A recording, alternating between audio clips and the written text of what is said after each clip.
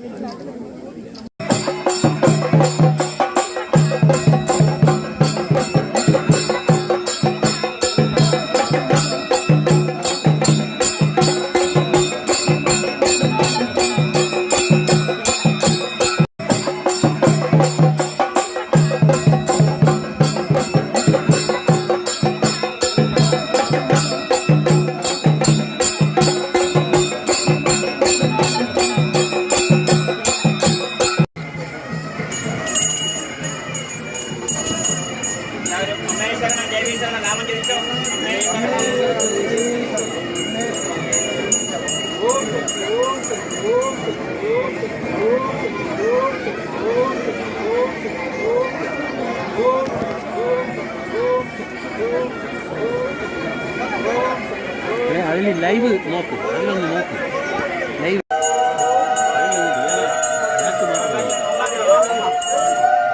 அண்ணா நீங்க தள்ளிங்க.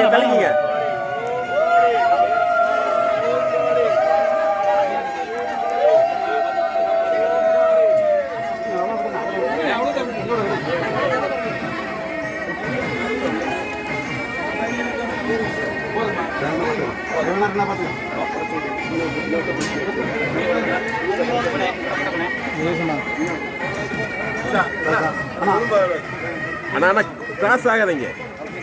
அண்ணா நீங்கள் குறைய ஜாடல்லே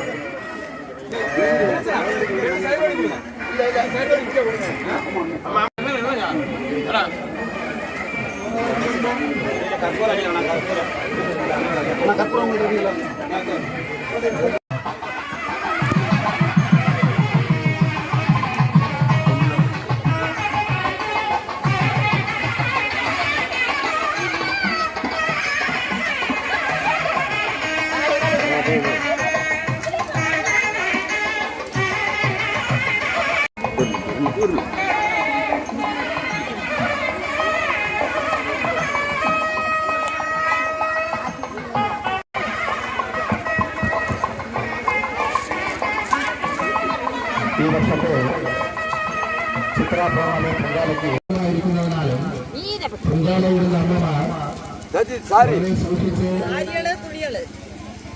അത് സംബന്ധമായിരിക്കുന്ന நல்லா இருக்கீங்களா சரி சரி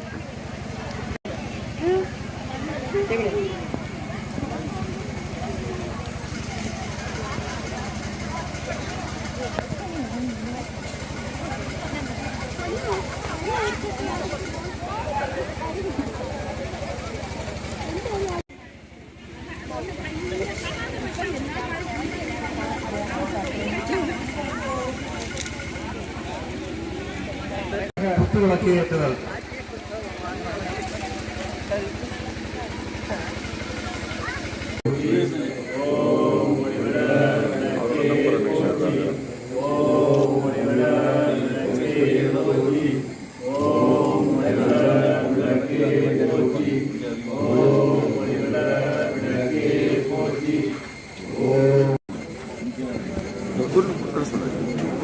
இந்த நிகழ்ச்சியிலே வருகின்ற கேரள மாநிலத்தினுடைய மூத்த பிரச்சாரக் மாநில சேதல் மாதவங்கி அவர்களை அர்ப்பணித்துக் கொண்டு தற்போது அகில பாரத இளைஞர் விஸ்வஹிந்து பரிஷத்தை கொண்டிருக்கிறார். அவரையும் வரவேற்றுக் கொள்கிறேன்.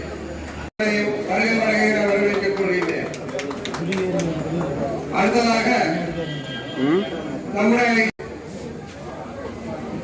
அடுத்ததாக பாரதிய ஜனதா கட்சியினுடைய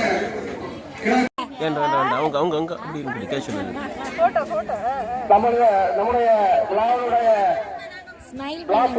தலைவர் இல்ல ஜனம்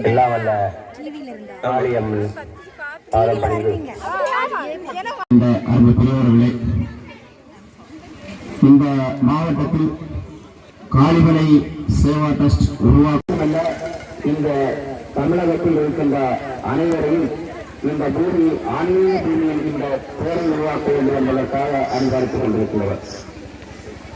கன்னியாகுமரி மாவட்டத்தில் இருக்கின்ற காரியகர்த்தாக்கள், தேசிய சிந்தனையாளர்கள், ஆன்மீகவாதிகள் அம்மனின் சிறப்புகளை அம்மன் அருளால் தொடர்ந்து வந்து கொண்டிருக்கின்ற பல பெரியவர்கள்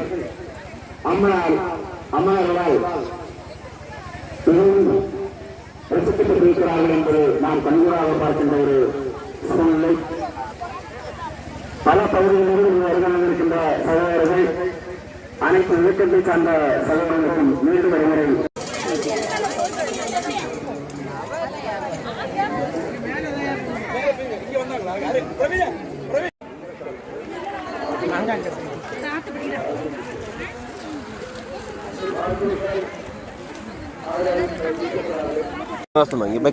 பின்னாடி என்ன சரி